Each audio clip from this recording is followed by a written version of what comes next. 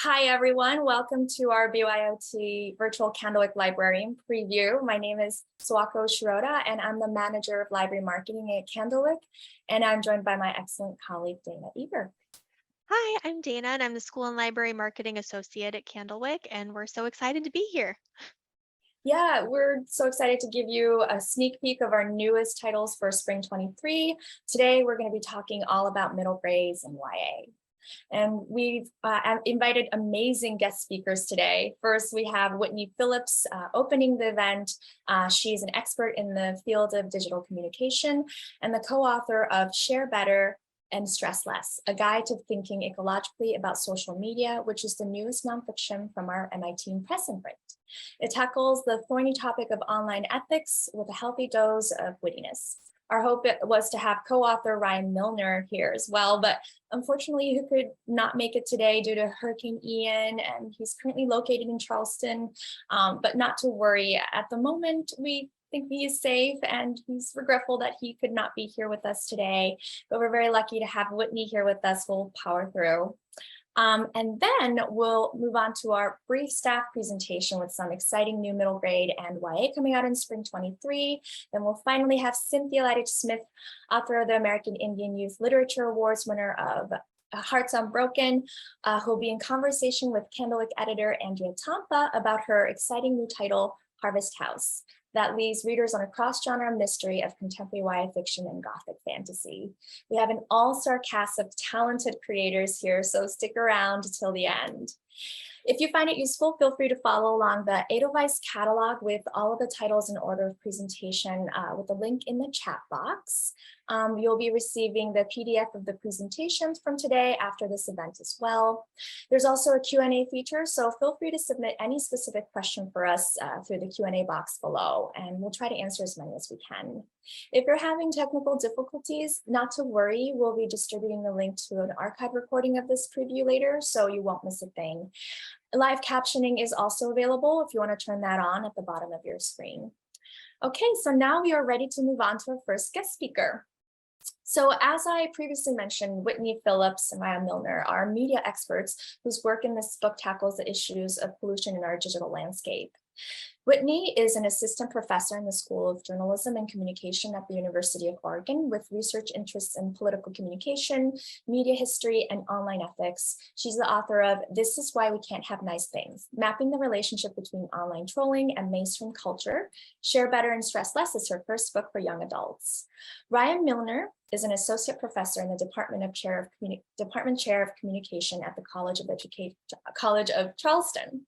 He studies internet culture, including everything from funny GIFs to Twitter debates to large-scale propaganda campaigns. He's the author of The World Made Meme, Public Conversations in Participatory Media. Share Better is also his first book for young adults. But it's not the first time Whitney and Ryan have teamed up. They are also the co-author of The Ambivalent Internet, Mischief, Oddity, and Antagonism Online, and You Are Here, a field guide for navigating polarized speech, conspiracy theories, and our polluted media landscape. Share Better and Stress Less provides a fresh and thought-provoking perspective on how online behavior has downstream effects, encouraging ethical, informed, and inclusive practices through opportunities for self-reflection. I'll let Whitney take it away from here. Thanks for being here, Whitney.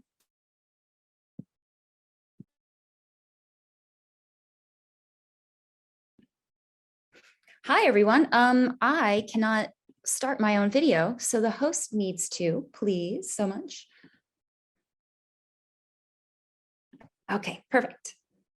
There I am. Hi, everyone. Okay, so I'm going to jump right in and share my screen. Okay, can everyone see that? Thumbs up? I guess so. I can't actually see any thumbs right now. So, okay, perfect. Perfect. That's one of the drawbacks of the sort of Zoom life. You can't get immediate feedback from the audience, but here we are. Thank you so much for having me, everyone at Candlewick. I'm so excited to be presenting. This is actually the first full book presentation that we've done since we finished the book. We've talked about bits and pieces of it here and there, but this is really the first sort of public preview and overview. So very, very excited to be here. Very sorry on Ryan's behalf too that he can't join us, but I know that he is with us in spirit. So one of the themes of this book is about zooming out and attempting to get a better perspective and get a better lay of the land as a consequence of our often fraught social media landscape. So that's where I'm going to start today, by zooming out to the overview of the book and their main takeaways. So we got a little bit of that just a second ago. Thank you so much, Swako, for that introduction. But so what it's doing, the way we think of it as, so drawing on ecological and social justice and storytelling frameworks, the book is explaining how and why information pollution spreads across social media. It explores the relationship between mental health and social media sharing, and it offers strategies and tips for maximizing our positive and minimizing our negative impacts online.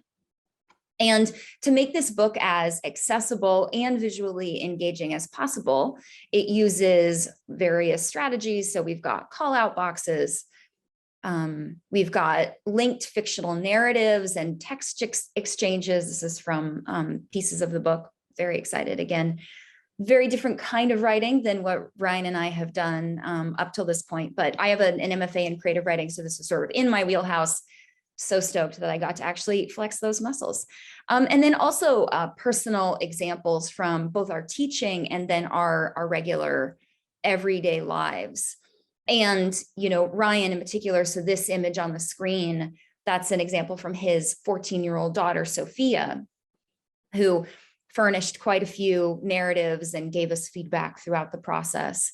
And interestingly, speaking of personal narratives, and also the fact that I am presenting alone for a co-authored project due to a hurricane, one of the narratives that Ryan presents in the book is his experience with hurricanes. And as I'll talk about in just a minute, hurricanes are one of the ecological metaphors the book uses as an entry point into discussing social media pollution and how we interact with each other online. So ironically, that story is very central to Ryan's, narrative contribution to the book, and same reason that he is not here with us right now.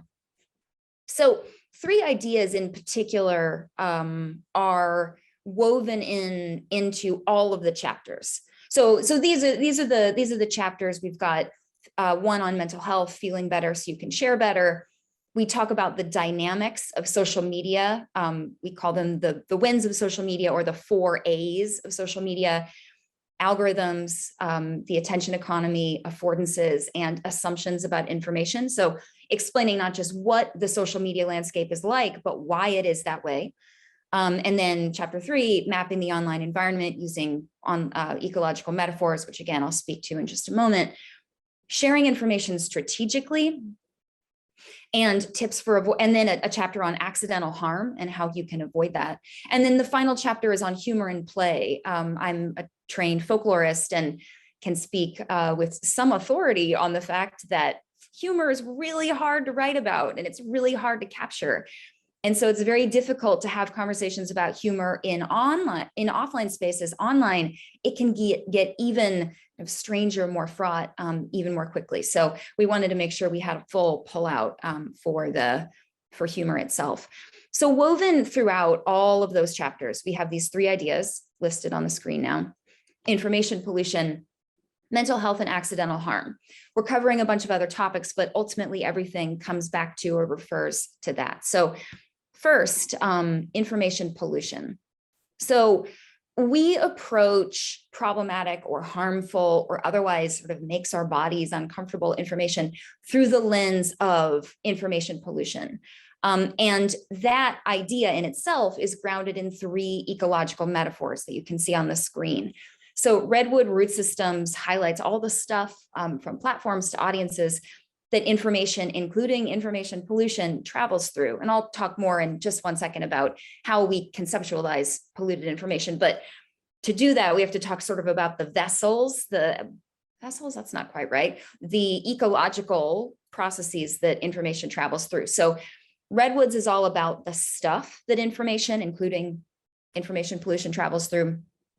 It reminds us to be very careful about what we are putting into our social media feeds, because what happens over here in one grove very easily trickles out into all kinds of other groves. Hurricanes, which again is a recurring kind of feature, especially because Ryan lives in Charleston. So those are always front of mind, particularly from August to October. So hurricanes emphasize that no big controversy or story or issue is ever self-contained. Like hurricanes in nature, online hurricanes are fed by lots of different winds, including many pollutants. And this metaphor reminds us that we can't ever analyze a cultural storm, regardless of what it's about, in bits and pieces. We have to think about it holistically and all of the connected elements that are fueling it forward. And then finally, land cultivation highlights how we all influence and can pollute our networks in big and small and positive and negative and deliberate and unintentional ways. This is true whether we're an influencer, so our land is like a large factory farm, or just an everyday social media user, which in that case, our land would be sort of more like a backyard garden. And we can even affect, and again, pollute our landscapes simply by being in them. So this metaphor reminds us that what we do online, whether our intentions are good, whether our intentions are bad, whether we're just kind of clicking on things in a way that we think is private, that's going to impact the online environment. And so together, what these metaphors do is they allow us to kind of ground what can otherwise be pretty abstract theoretical conversations about network dynamics and the sort of structures, the infrastructural structures that constitute our social media. We ground it in something that people have experience with. Maybe not everyone has been in a hurricane, but most people, most young people have a grasp on what it's like and can kind of understand, oh, okay, so wind speeds, got it. Water temperature, okay, these things come together. So it allows us to really enter into these, what can be pretty abstract discussions in a very, very grounded, everyday parlance kind of a way. And we did this in part, we wrote this book and the book before it, You Are Here, which covers similar topics, but is much more political and is aimed to an adult audience. We did it because many times conversations about the stuff that stresses us out online or the political complications that we're all navigating, those discussions can sometimes be alienating to people who maybe don't have specialized training or who aren't data analysts. And the fact is, and this is evidenced in my own life by every conversation I have with like a grocery store clerk who I mention, you know, what I do, and then we have a conversation about information pollution and all the other sort of political complications we're all facing. Everybody has experience with this. Everybody has something to contribute, but that can't happen when very, very specialized language is used, which makes people feel like they don't have something to contribute, but everybody does. So that's one of the benefits of this kind of metaphorical ecological framing. And so to reinforce how these metaphors work and the overall ecological dynamics of information sharing, the metaphors are represented with a set of beautiful icons. I'm so pleased with this work. Candlewick was amazing to work with. So these are the icons that run throughout the book. And so when we are introducing the metaphors, the icons are there, but they also come up in the margins whenever there's an example that is a case, that is a hurricane case or a redwood case. And also speak, those call outs also speak to consequences of those metaphors and of what's going on. So that idea of consequence is central to everything that we're talking about in this book. And this is where I'm going to get into a little bit more detail about information pollution and why we prefer that framing. So compared to terms like mis and disinformation, which typically are that's the nomenclature that people use when they talk about stressful stuff online, it's misinformation, it's disinformation. The problem with those framings is that it requires you to determine whether or not something was shared on purpose or on accident. Misinformation is false and misleading information, of course, that's been shared on accident, and disinformation is false information shared deliberately. Information pollution, however, is not tethered to motive. It's tethered to what the information ultimately ends up doing in the environment, and therefore the broader environmental consequences of what people are sharing. And that's again why these ecological metaphors are so central to the conversation about information pollution, because to talk about consequences, that can sometimes be abstract, but thinking about, how things move through groves of trees, right? If one tree gets poisoned, what happens to all the other trees whose roots are interconnected?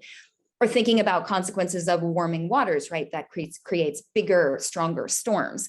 So the ecological metaphors become this helpful way of kind of creating space to talk about consequence and therefore talk about information that does harm, information that's polluting.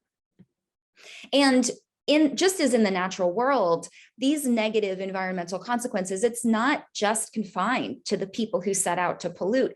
Everybody contributes to the proverbial trash pile, often just going about their everyday business, which, again, to underline this point, that's not the kind of thing that's typically discussed in these existing conversations about mis and disinformation. Typically, those conversations focus on what people set out to do on purpose. And so we don't typically worry about things that are absolutely inadvertent or can even result from positive intentions. As we talk about in the book, even truthful information can be polluting. I'm going to talk about a distinction of the two kinds of information pollution. But even when we're doing what we think is right, even when we're saying something that's true, it can still have these negative unintended consequences. And that idea is really central to how we approach all of the cases in this book. So, of course, to the point of accidental harms, of course, it's critical to discuss major privacy violations and catfishing and other obvious online dangers, the things that people do on purpose. But when you do that totally at the expense of accidental harms or less intentional harms, it means that we often think and this is young people, older people, everyone, that we often think that we're being ethical online simply if we're not actively setting out to harm someone. But that's a really tricky assumption to make because of how our networks are configured, how dense they are, how hyperlinked they are, how unpredictable they can be. As a result, our actions can do all kinds of totally unintentional things. So, as I have a couple examples up on the screen of the kinds of things that many of us do, even us adults, we do all the time without thinking about it. And yet that can have, equivalently polluting consequences for the people who end up downstream of our choices. And so, what we're doing in the book is we're showing how and why this kind of accidental harm can happen.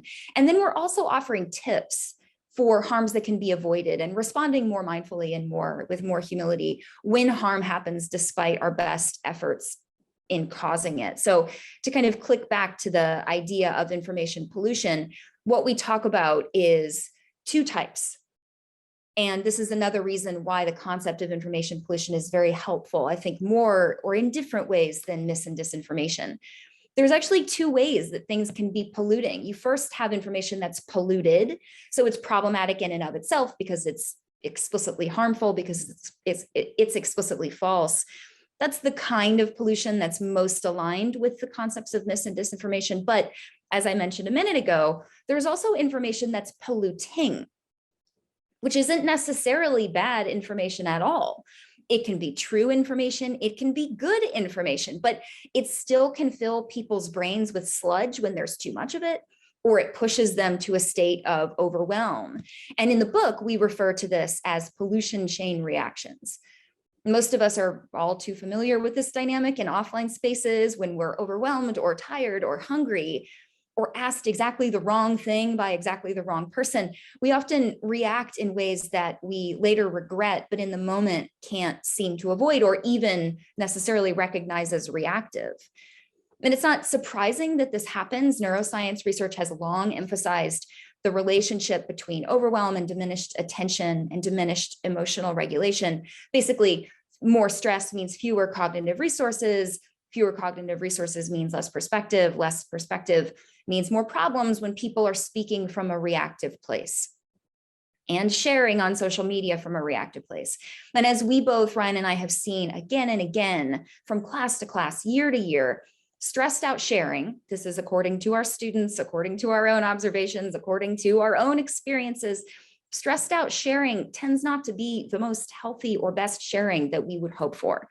Instead, it tends to lock people into cycles of doom scrolling or doom sharing, as if this act of posting, commenting, engaging with was going to somehow be an emotional purge of the difficult feelings that are bubbling up. And it's bad that individual people feel terrible, but that terribleness is often contagious.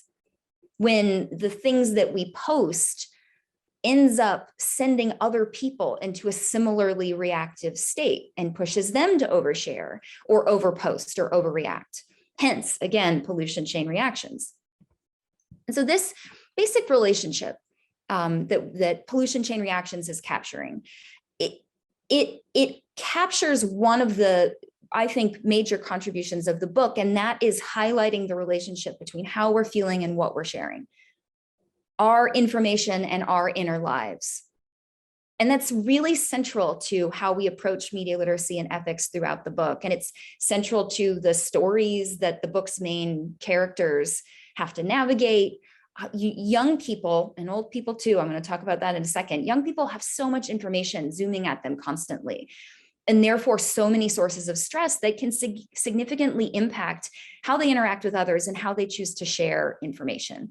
So the strategies that we offer in the book are both inwardly and also outwardly focused. They're about taking care of ourselves, but they're also taking care of ourselves so that we can better take care of others, be better responsive to others, be more thoughtful in how we engage with other people, so that we can all do our parts to help create healthier, more inclusive, more chill, essentially, online environments.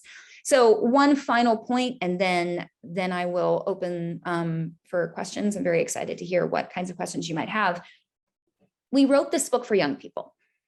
That is the audience we are most directly addressing. They are the demographic our main characters are aligned with. So the recurring stories that come through the book, those are all 14, 15-year-olds. But the book's topic and its tips and strategies are not specific to teenagers, nor are the lessons or the theories we're covering aged down somehow so that they can be cordoned off from adult concerns. Adults need help sharing better and stressing less too. Adults need a guide for thinking ecologically about social media too. You know, the notion of pollution chain reactions.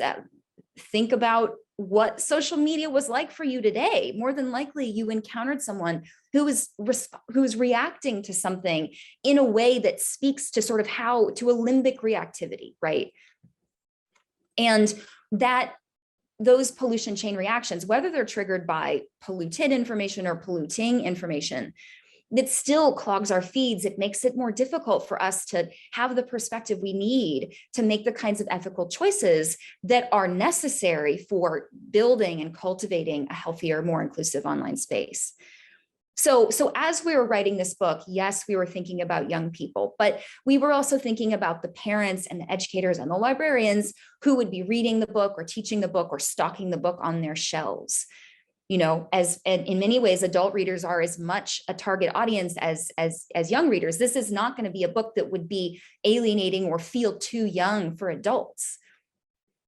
And to sort of emphasize that point, this is a piece from the book. One of the things that we emphasize is the idea that all flourishing is mutual. We can't hope for a better online environment if we're only offering tools and strategies just to its younger readers. What we, or younger users, what we hope is that the book has something actually to offer for everyone. And that means reflecting, yes, on how the kids are doing, but also how the rest of us are doing and how are those things connected, and how as adults can we help cultivate and encourage young people to sort of behave in ecological ways, and how can we embody that too? So I'll leave the talk there. I will stop sharing my screen, and I look forward to hearing any of your questions. Thank you so much, Whitney. That was so fascinating. And we have time to take but one or two questions, actually, if you don't mind. I actually saw Madeline. Thank you for this question. How should educators and parents approach youth social media use? Should it be discouraged, monitored, used only in its proper place? Could you speak more on that? I mean, so neither Ryan or I are absolutists in either direction.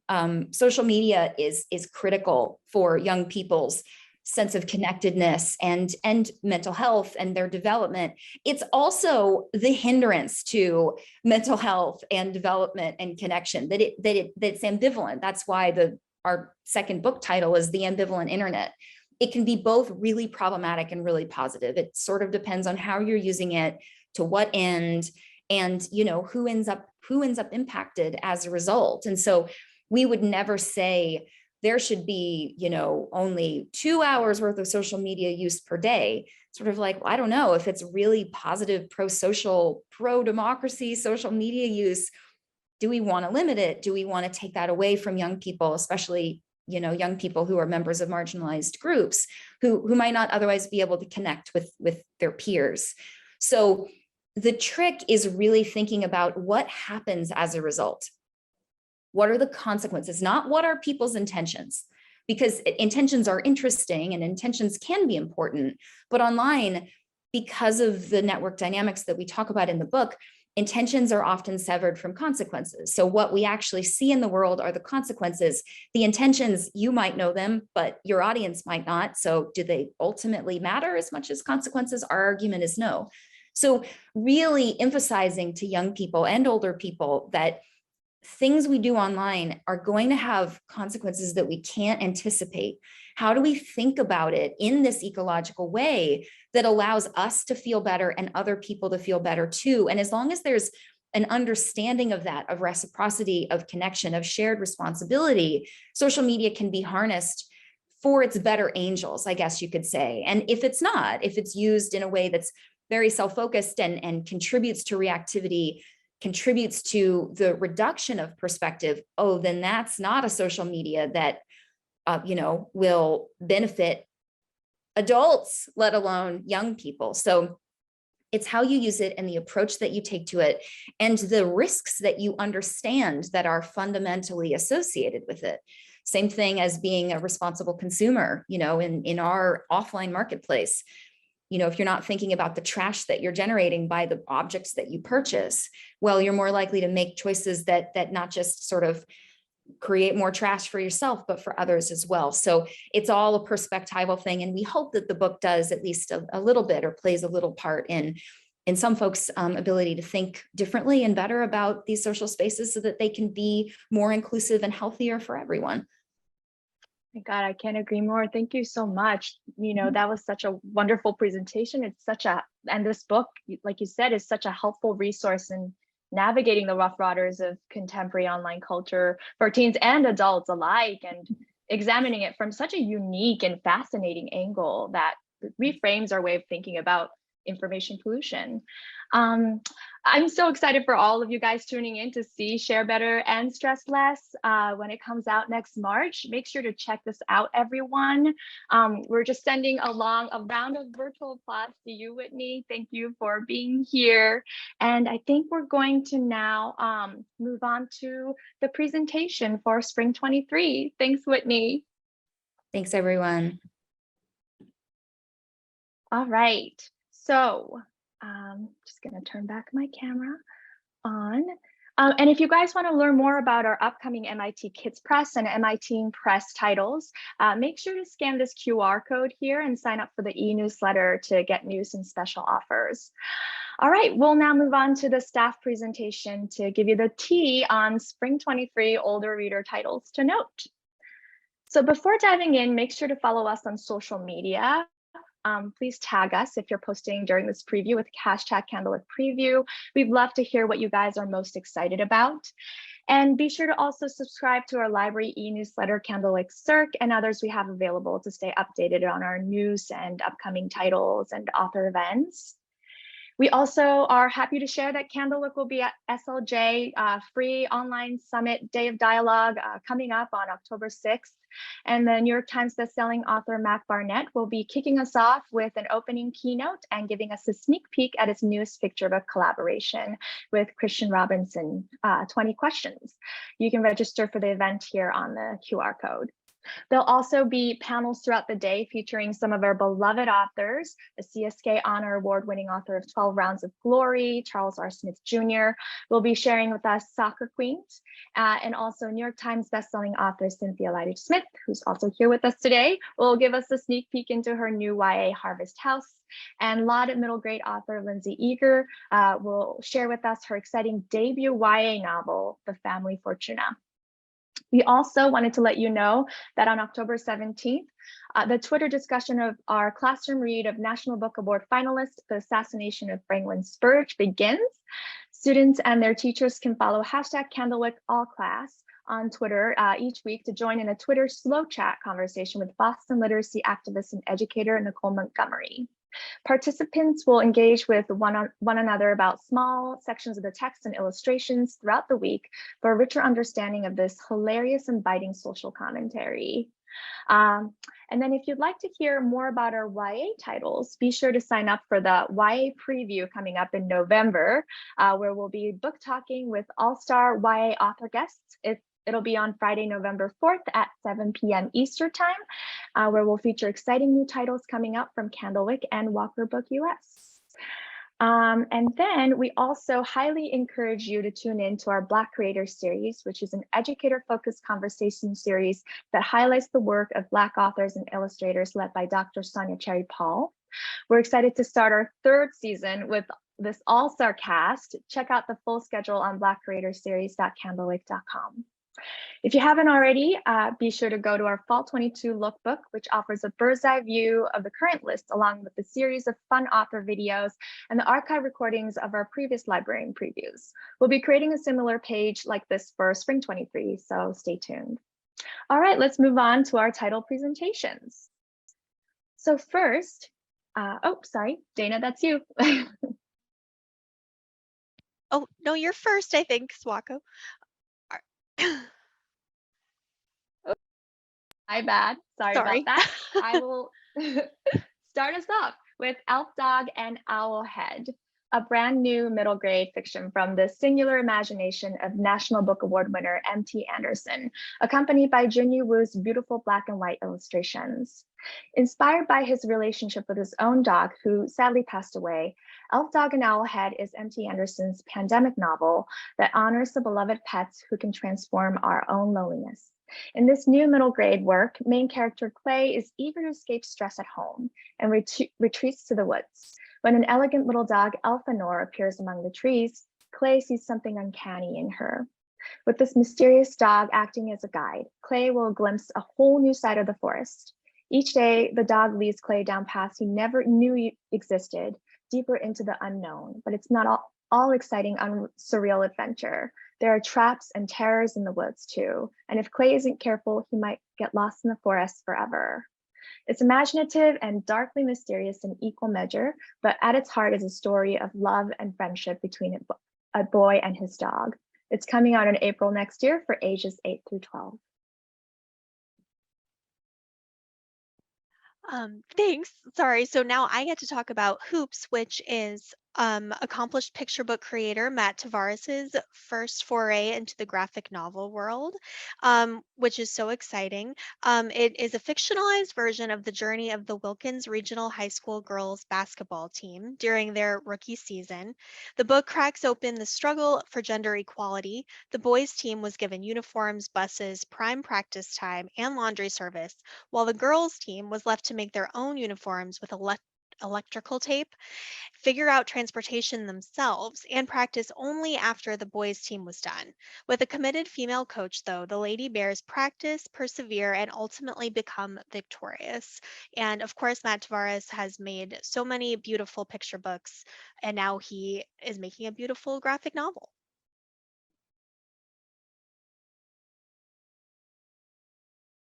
Next, we have Work with What You Got, co-authored by elite wheelchair racer and wrestler Zion Clark and New York Times bestselling author James S. Hirsch. This is an awe-inspiring memoir that details the realities of being Black, disabled, and a survivor of the broken foster care system in the US. It begins with Zion's birth in 1997. Born with no legs due to caudal regression syndrome, Zion was abandoned to the foster care system and subjected to neglect, abuse, and people that were deeply ill-equipped to handle his disability. He ultimately succeeds, finding his adopted mother who saw his potential and supported him as he grew to become the man he is today. Zion is endlessly optimistic, deeply faithful, and a beautiful example of how the human spirit can remain buoyant in the face of adversity. A hopeful read that will appeal to sports fans, but also has a wide crossover appeal. It's coming out in April next year for ages 14 and up.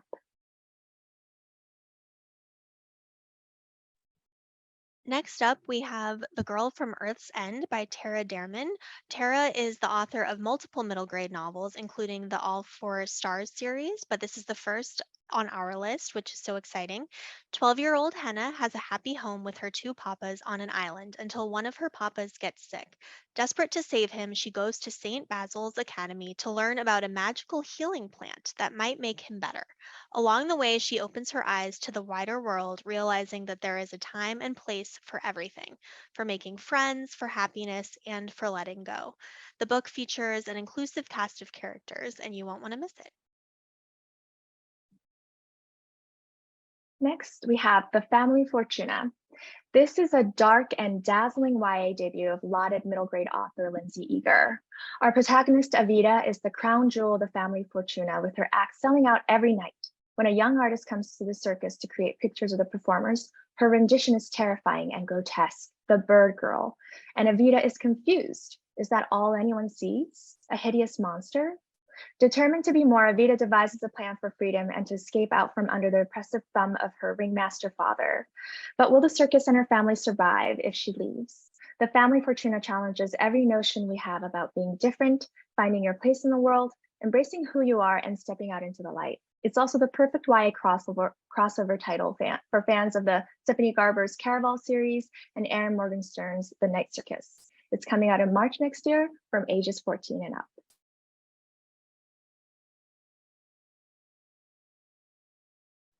Now we have several awesome anthologies on our list. First up is First Year Orientation from the wonderful editors behind Battle of the Bands, Eric Smith and Lauren Gabaldi.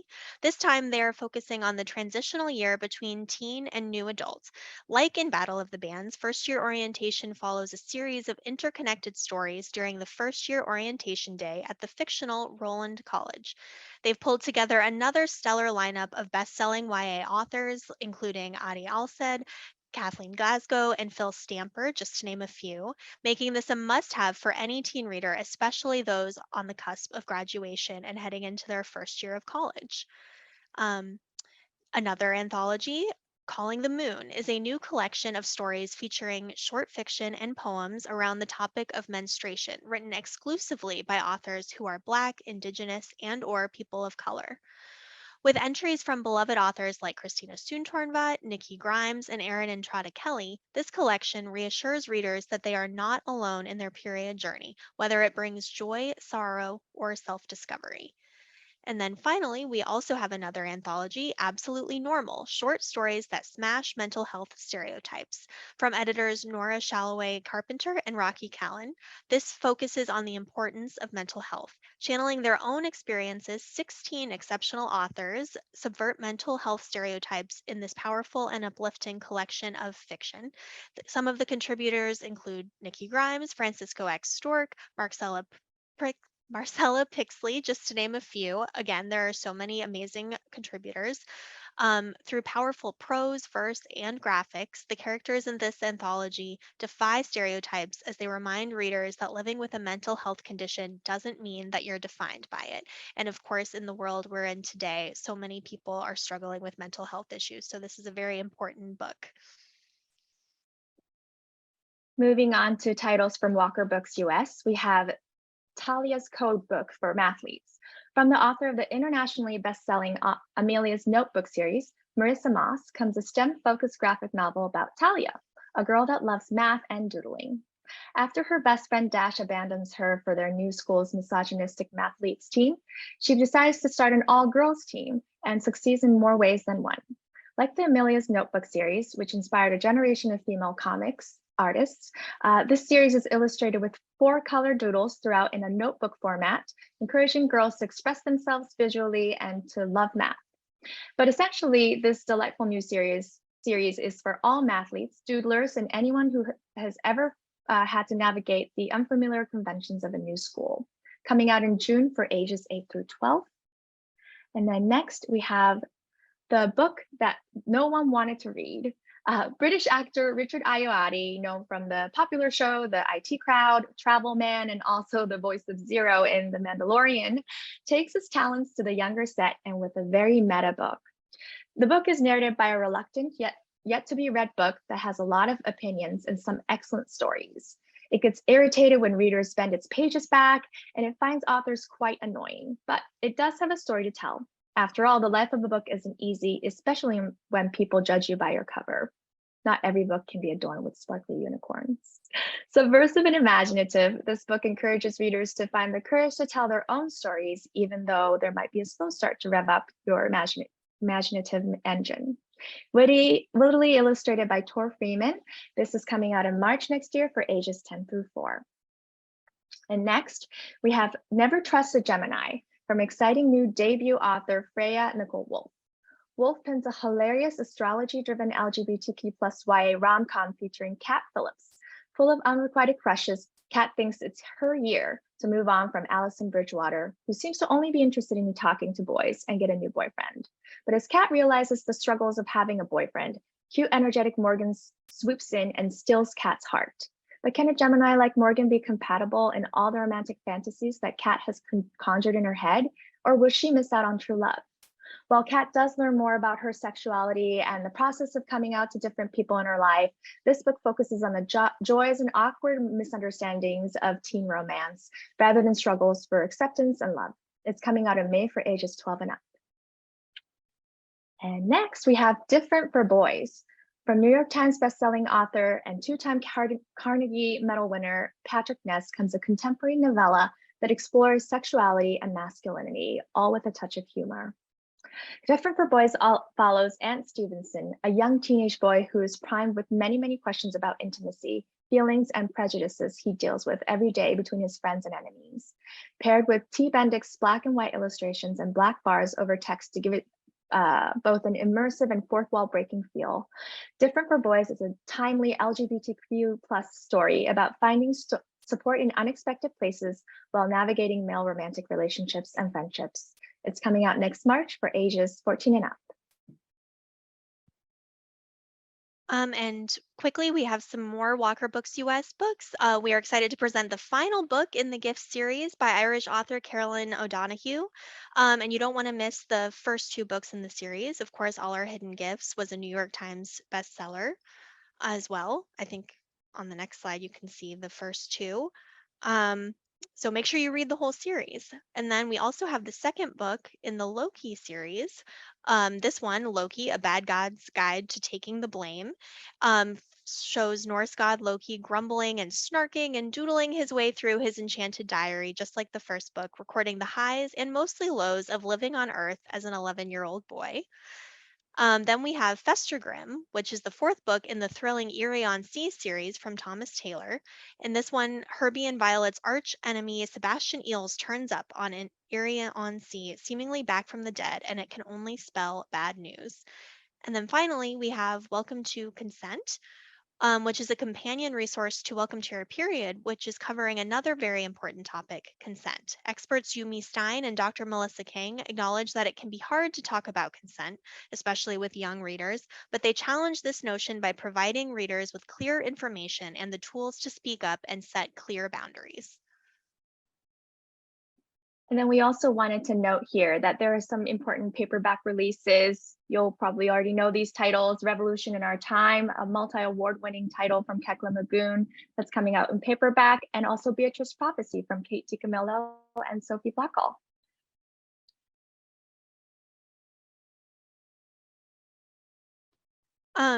We have some awesome continuing series, starting with The World of Emily Winsnap. This is the 3rd book in the early reader version of this series, which focuses on the character of Erin. Then we also have the Izzy Azumi FDO, which means Future Dog Owner, which is the new book in the Judy Moody and Friends series, which follows the adorable Izzy, and of course is perfect for all dog lovers and future dog owners, of course. And then we have this 13th book in the Stink series, which has Stink becoming a super sleuth in this story honoring classic superheroes and mystery solving. We also have Dazzle Makes a Wish, which is the Book Buddy, newest titles from the Book Buddy series from Newbery Honor winner Cynthia Lord and artist Stephanie Gragan. And then we also make sure to check out the first and the second book as well. They're both really adorable. And then we have Soccer Queens, which is a companion book to Hoop Kings 2, and Hoop Queens from Charles R. Smith Jr. Definitely check it out. And then, sorry. Yeah, and then we have Too Small Tola Gets Tough, which is the third book in another series. The Small But Mighty Tola is back in this chapter book series, and this time the 3 stories actually focus on the COVID-19 lockdown and how it affects Tola and her family living in Lagos. And then finally, we have the 5th novel in the Clarice Bean series, which in which a stray dog follows Clarice Bean home, and she decides it's up to her to take care of him. And now all she has to do is figure out how to keep him a secret from the rest of the family in these adorably illustrated books by Lauren Child. All right, and lastly, just a few more titles to note, just those 3 titles that we wanted to highlight in our presentation: Arthur the Always King, Where the Water Takes Us, Shirmy and Shake, The Not So Nice Neighbor. These are excellent titles. We would love for you to check it out when it comes out in the spring. So it looks like it's time to move on to our special guest speaker. I'll pass on the baton to the editor of the book, Andrea Tompa, who will give us a special introduction. Thank you. Hello, everyone. I'm so pleased to have the opportunity to introduce Cynthia Leidig-Smith. She is the author of a number of beloved and award-winning books for young people of all ages, including the best-selling and spooky Tantalize series and Feral trilogy, as well as the contemporary YA novel Hearts Unbroken, which won the American Indian Youth Literature Award for Young Adult Books. Cynthia's roles and honors are too numerous to mention, but she is an NSK Neustadt laureate, the author-curator of the Native-Centered Heart Drum imprint at HarperCollins, a faculty member at the Vermont College of Fine Arts MFA program, and also one of the coolest and loveliest people you will ever meet. It's such a pleasure and a privilege to work with her, and I'm so glad we have her here with us today. Cynthia is going to kick things off by reading an excerpt from her upcoming novel, Harvest House. Welcome, Cynthia. Mado, thank you, my friend. Hence J. Estonko, I hope that you are all well. I appreciate your kind attention. From Harvest House, Celeste. The bad man has many faces, and I remember them all. So how is it that I share my own name with the heavens, my clan's name with this winter breeze, but I can't always recall what they are. Tonight, I know I am Celeste, though I am not yet celestial. Wisps of memory taught me I can't be sure, might never know for sure. If the bad man seeks to kill, RP simply relishes frightening young women, frightening girls, really. RP intends something awful in between. So far, I've managed to hold him at bay, but so far doesn't equal forever. Moon is my trusted lookout. She nudges me awake, his latest prey. Yet another girl with dark hair that ripples like ribbons exits through the front door of the pub. Yes, that's it. And walks toward the 2-lane country road. This latest girl, she knows to look both ways. Someone who loves her taught her that.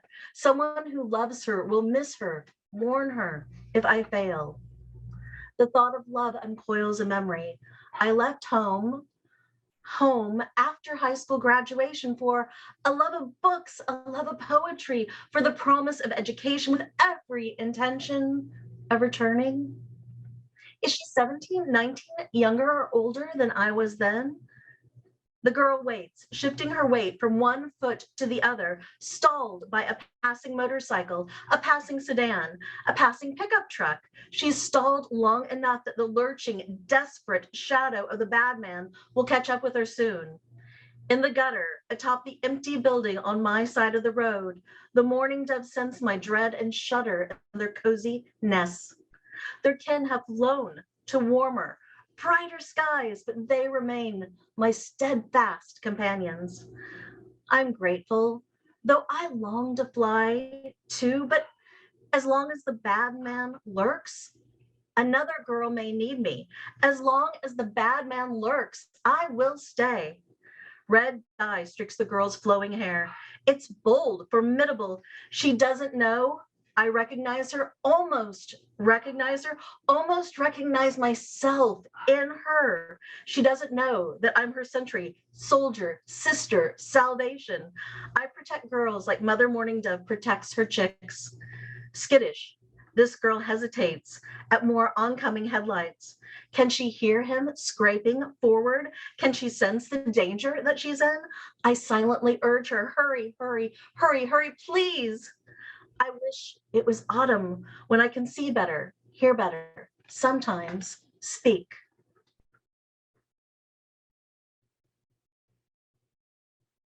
Oh, that's so wonderful. I could listen to you read really all day. Could someone turn on my video, please? Sorry, I can't do it myself now. Okay. There she is. Here I am. So that is from the beginning of the novel and from the point of view of the character Celeste. But the story is actually told from two different points of view. Can you talk a little bit about the two voices? Certainly. This is a ghost story, sort of a contemporary Indigenous ghost mystery, if you will. How's that for a hyphenated description? And while we have Celeste's voice interspersed throughout the novel, the majority of the narrative is told in third person limited, centered on a character named Huey Wolf. Some readers may remember the character Huey as the little brother of the protagonist Louise in my previous novel, Hearts Unbroken.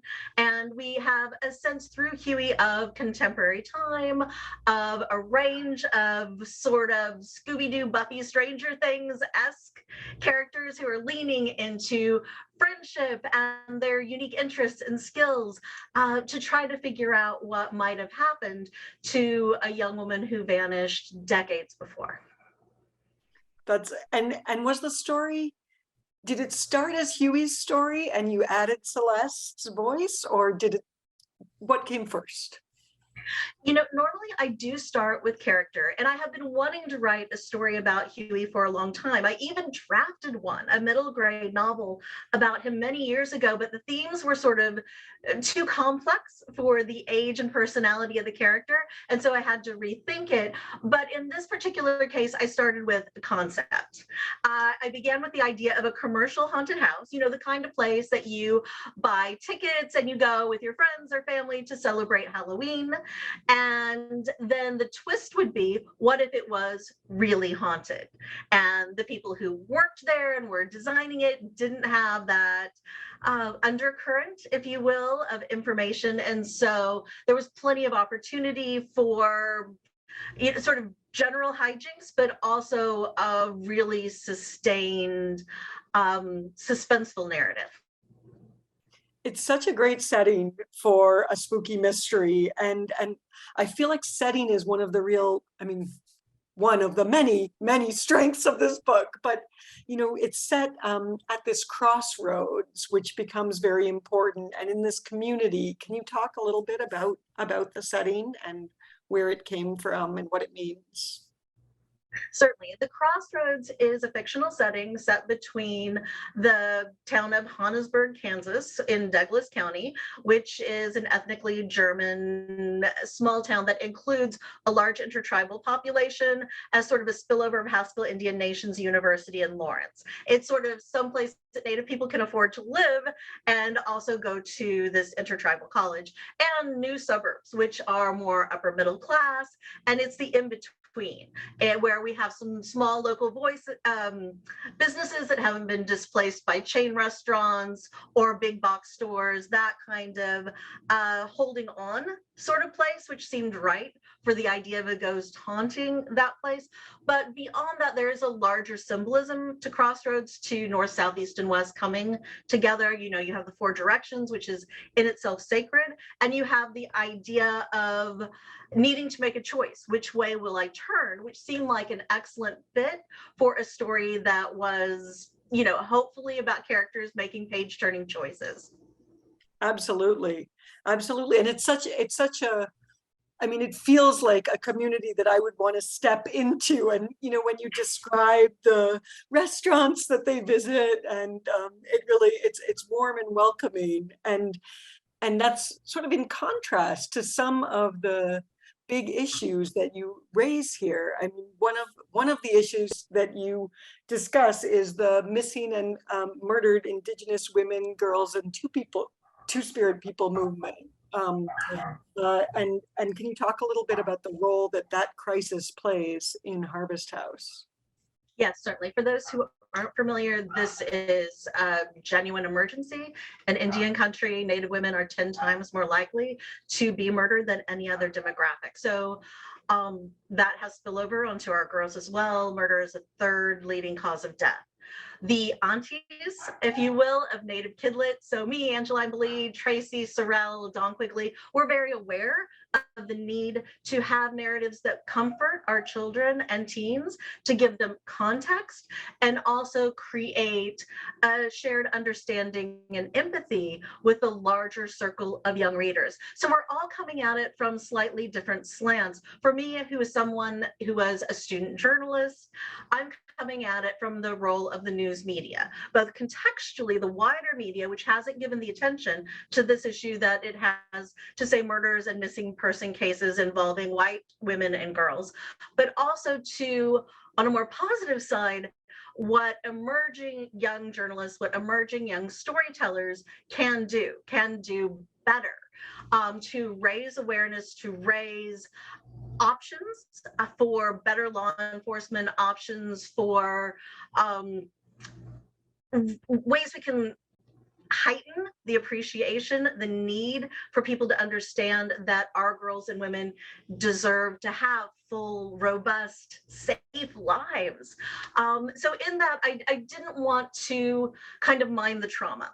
I want to tell the truth, but I also was very cautious to include strong girl characters who are living their best lives, who are loved in ways that are really healthy, who will have brighter futures. I think it's really easy when we have an issue like this, it's emotionally charged, and certainly we want to address it head on, to do so at the expense of our full range of emotion and humanity. And in that, I can't co-sign for kids. It doesn't make sense to me. So while this is a story that definitely takes on the crisis around missing and murdered Indigenous women, girls, and Two-Spirit people, it also is a first love story and a first kiss story and a story about a family that is genuinely loving, parents who maybe sort of overwhelm their children with their overt displays of embarrassing adult affection in front of peers in the larger neighborhood.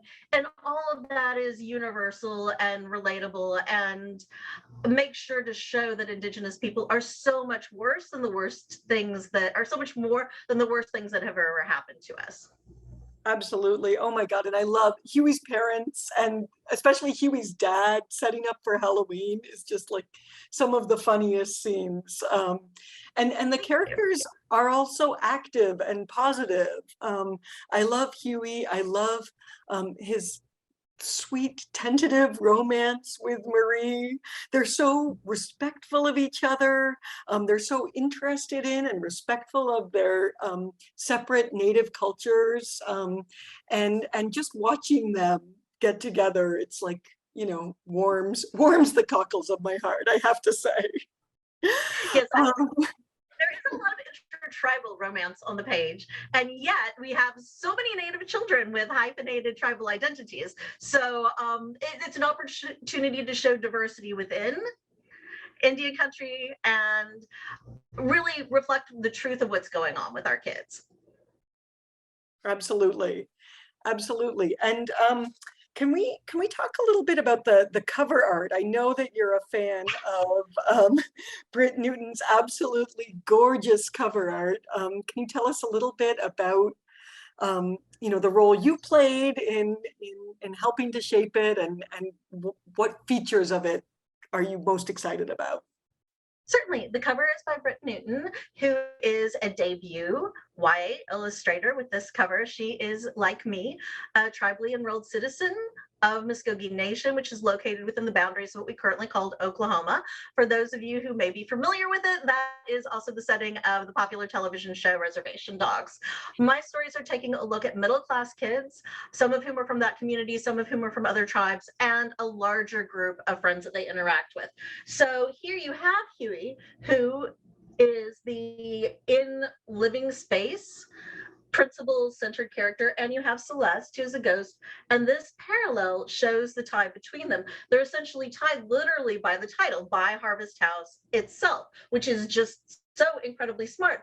At the same time, you definitely sense that while this is a spooky story, it has that feel to it. There is also some light and nuance to it. We have some kind of funny glimpses at our secondary characters in the windows of Harvest House on Halloween night in costume. And hopefully this is a book that will appeal to those younger YAs, those middle school YAs, as well as their older and crossover readers. I love it. Brett is such a atmospheric artist, and I was so grateful to Candlewick for embracing bringing on a new Indigenous vision to bring the story to life.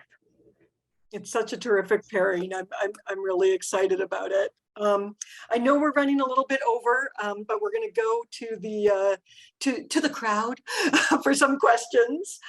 So we have a question from Jennifer, and Jennifer is wondering, what is the connection between Hearts Unbroken and Harvest House? Do you have to read them in order, or are they for the same audience? How does it work? To read them in order at all. Really, all of my books are connected to some degree.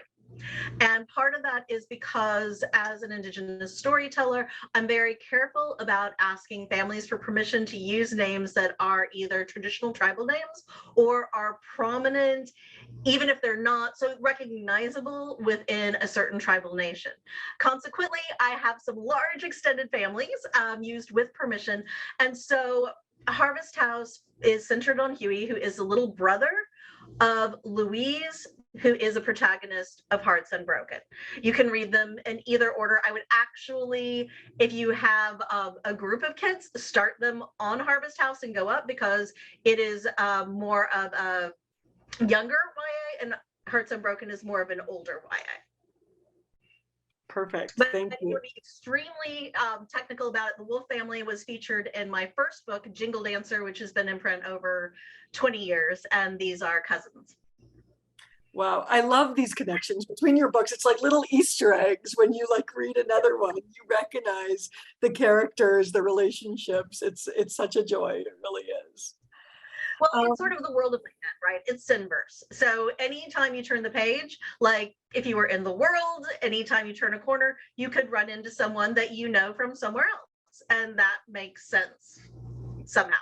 It does. It really makes it feel like I feel like in your brain, there is a whole fleshed out everything, and we're only getting a tiny glimmer of the stories. And I feel like there are so many more stories, and I want to hear them all.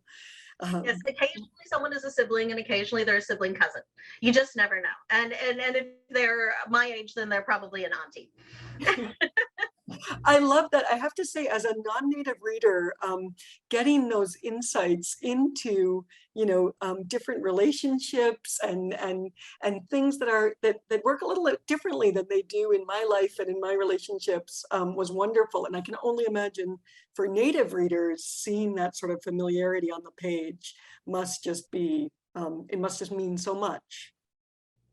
It's nice to feel that recognition. I think it says to Indigenous kids that people like them belong in the world of books.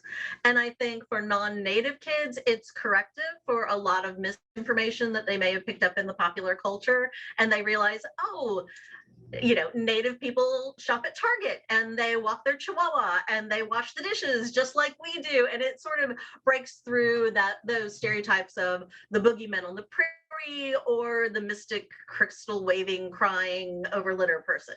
I still never really figured that out. So, you know, just the idea of real human beings. That's all we're going for. Real human beings and compelling narratives. And yes, there are definitely challenges and real trauma at times that needs to be addressed, just like any other community. At the same time, there are also moments of celebration. You know, friendship and family, I think, are really celebrated in this. It is an intertribal cast, but it is also a cast that brings in characters who are non-Native in relationships that feel organic and natural too. Absolutely, absolutely. And I hope everyone listening is gonna, you know, run out and find Harvest House, get the ARC and read it and go back and read your other books if they haven't already. Thank you. I guess we're over time now, so maybe we should wrap this up.